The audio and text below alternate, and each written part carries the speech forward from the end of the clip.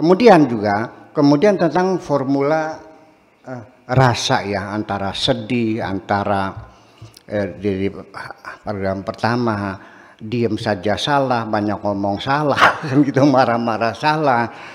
Itu bukan begini, dalam formula rasa itu sesungguhnya ada takaran masing-masing ukurannya. Jadi manusia yang wajar ya yang ada sedihnya, ada gembiranya, ada marahnya, ada cemasnya, ya kan? Ada kecewanya, ada dendamnya. Kan begitu. Itu semuanya adalah dipresentasikan. Jadi umpamanya kemarahan ada, kesedihan ada, cuman kesedihan itu adanya hanya 2,5%. Kegembiraannya 5%, ya kecemasannya 2%, sehingga semuanya itu menjadi 100%. Sehingga seorang nabi saja, Nabi Muhammad yang terbimbing oleh Tuhan, ketika istrinya meninggal nangis juga kok, sedih juga.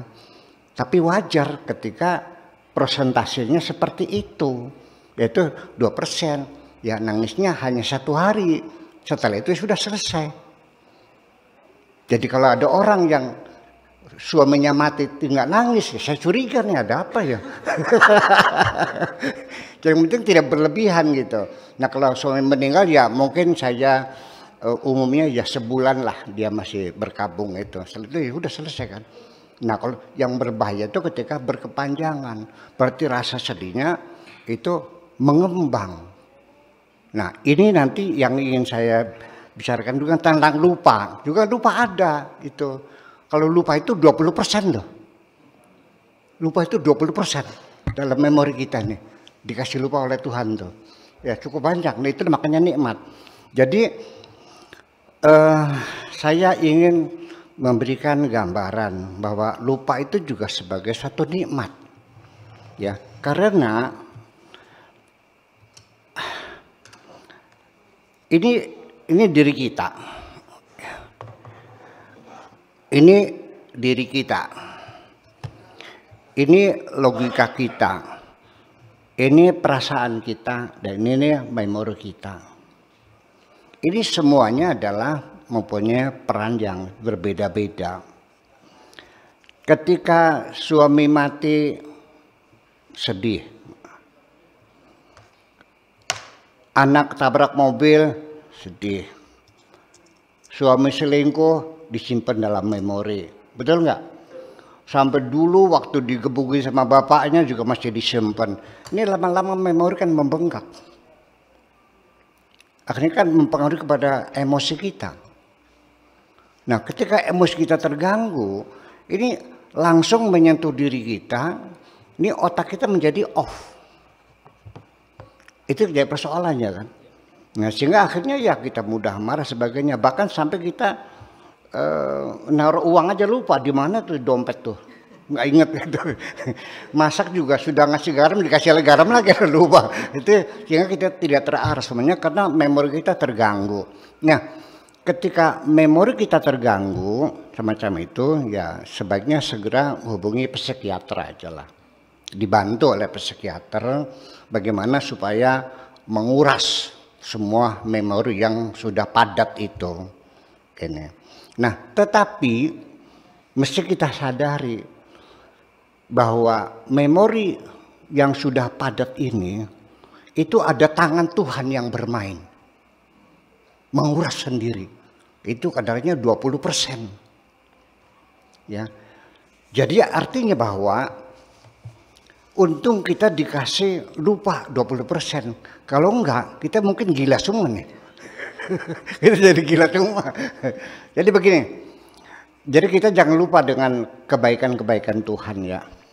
Kita sendiri ketika pindah di tempat yang baru, ketika kita berkenalan orang yang baru, kita menikah dengan seorang perempuan, itu kan masih ada proses adaptasi. Ketika kita masuk dalam situasi baru itu harus ada adaptasi.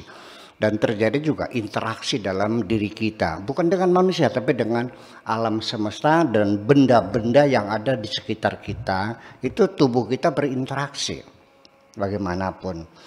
Ketika kita mencium bau busuk, kita muntah kok. Kita bereaksi. Dari aksi bau itu kita bereaksi, akhirnya muntah. Ketika kita mendengar lagu-lagu yang lagu-lagu relaksasi, kita juga akhirnya datang rasa kantuk itu datang pada diri kita tidur nyaman. Ketika lagunya itu lagu keras, rock and roll kan gitu, ya mungkin darah kita semakin menggelegar dan sebagainya. Melihat wajah yang cantik juga menggembirakan. Kalau melihat wajah yang nyebelin, kita juga akhirnya marah. Kan ada begitu. Kita berinteraksi. Nah, yang jadi masalah adalah keberhasilan kita beradaptasi dengan lingkungan baru kita ini. Nah, di sini ketika kita menikah dengan seorang perempuan, menikahlah. Itu kan yang tadinya tidur sendirian, ada orang lain. Betul nggak? Yang tadinya saya bebas berangkat sore pulang pagi, nggak ada masalah. Suruh punya istri kan nggak bisa dong. Ya harus ngasih tahu dong sama istri. Saya mau ke sana ada rapat sekian jam dan pulang jam Mesir, kan jelas. Jika terlambat, kita telepon lagi, mama jalannya macet nih, mungkin terlambat sekian jam, kan begitu. Jadi setelah kita menikah, kita juga harus beradaptasi melepaskan berbagai kebebasan yang kita miliki tadi itu. Nah, di sini makanya kita beradaptasi itu dalam tubuh kita ada dua hal yang sifatnya beradaptasi. Atau banyak nanti kita lebih lagi. Ada adaptasi yang sifatnya neurologis.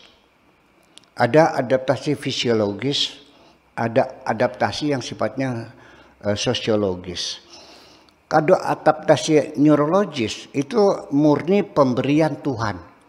Kita tidak diikut sertakan untuk beradaptasi.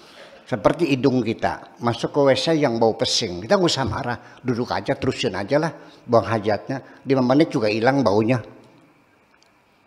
Kenapa? Karena hidung kita diberi potensi oleh Tuhan untuk beradaptasi dengan bau semacam itu. Tetapi kalau telinga itu adaptasi neurologis yang memerlukan waktu lebih panjang. Ketika Bu Nike tinggal tadinya di perumnas yang senyap, tiba-tiba pindah di pinggir jalan Pantura yang 24 jam itu nggak pernah tidur, ya kan, suara mobil. Saya kira mungkin 1 bulan nggak bisa nyenyak tidurnya. Setelah itu gimana? Ya nyenyak aja. Sekalipun ada ban meletus juga nggak bangun kok. Itu adaptasi pemberian Tuhan. Nah, ada lagi adaptasi sifatnya fisiologis ya. Orang beriman yang tinggalnya di pinggir tempat sampah, makan sisa-sisa makanan, kok nggak kena diare? Ya karena imun tubuhnya sudah beradaptasi dengan kuman-kuman yang mereka makan itu. Nah, tetapi adaptasi apa yang harus kita upayakan? Adaptasi sosiologis. Iya, dengan bahasa istri kita yang baru. Istri saya orang Inggris, masa saya nggak bisa bahasa Inggris? Ya kan? Kemudian juga iklimnya di sana dingin, kan begitu.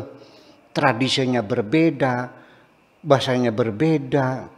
Mungkin selera makan juga antara orang Indramayu dengan orang Sarang berbeda. Orang Sarang suka manis, orang Indramayu suka asin.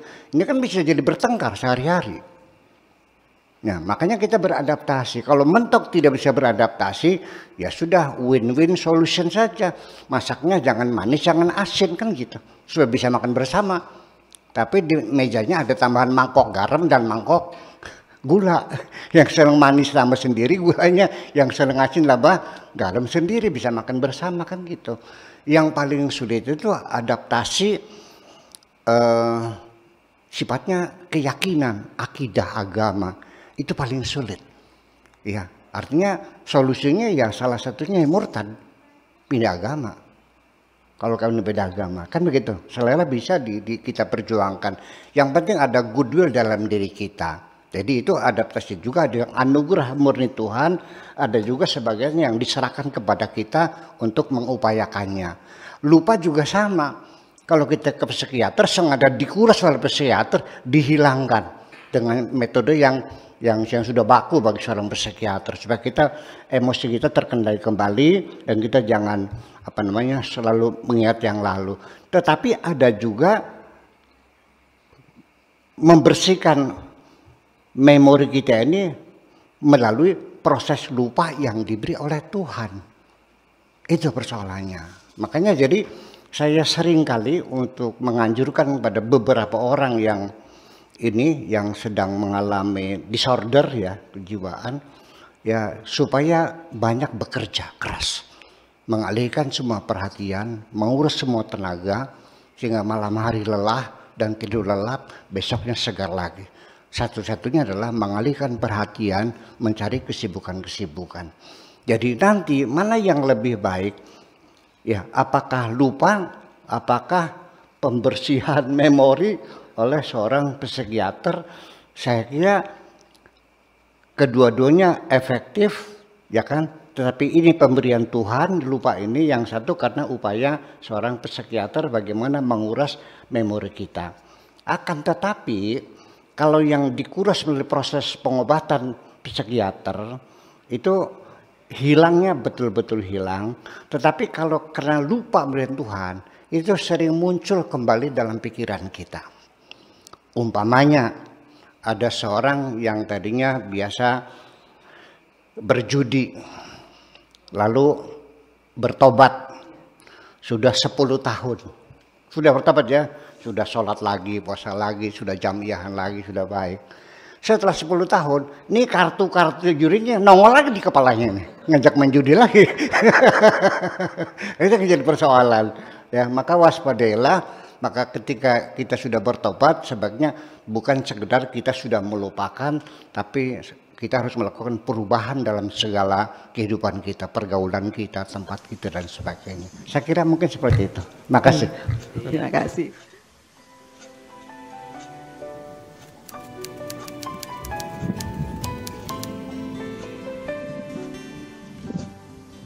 Aku hanya ingin berbagi kebahagiaan